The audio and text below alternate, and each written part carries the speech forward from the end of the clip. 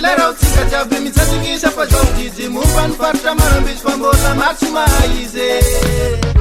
tantarao lereo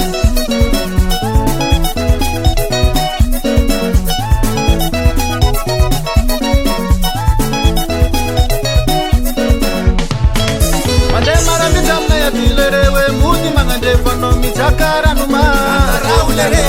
wakakati yapi mangandefa mitety lala sekonderanao mitsufuka tungumena namake usini naye imanambota siramami mitsinzu kapitali naye amchizi mitulki manganchimono mayita lakikul mivelata ziskanchezange banganchimo mbar manyinga miyutingi masu petkwai amisisin mavavi marambisi lerewe marambisi tiya filumuwa amnai mamukata zakamebe manda loba no mamangi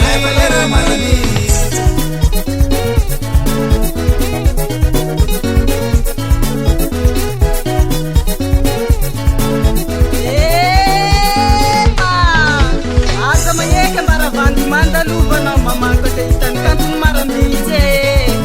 Paindi loko wan ko mahitan manda loba mono vakansi mebalero marambise Zali roti mga vakuntilungwangi urati yanay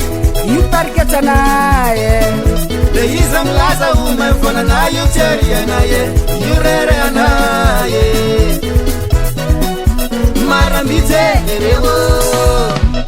Mebalero marambite Marambite lerewe Mebalero marambite Marambite diya filumuwa Mebalero marambite Amnai mamukata zakamebe Mebalero marambite Manda loba no mamagi Mebalero marambite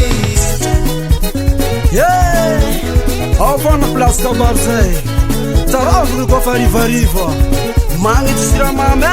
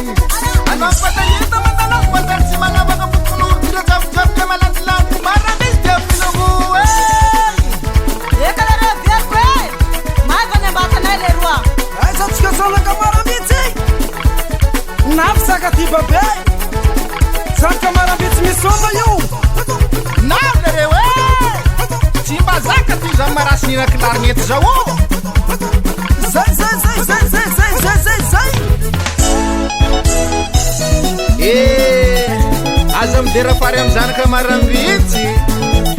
mamtsy akireo marambitsy lerewe marambitsy dia filumuwa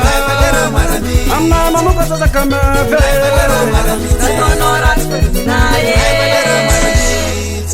Merci marambitsy milongo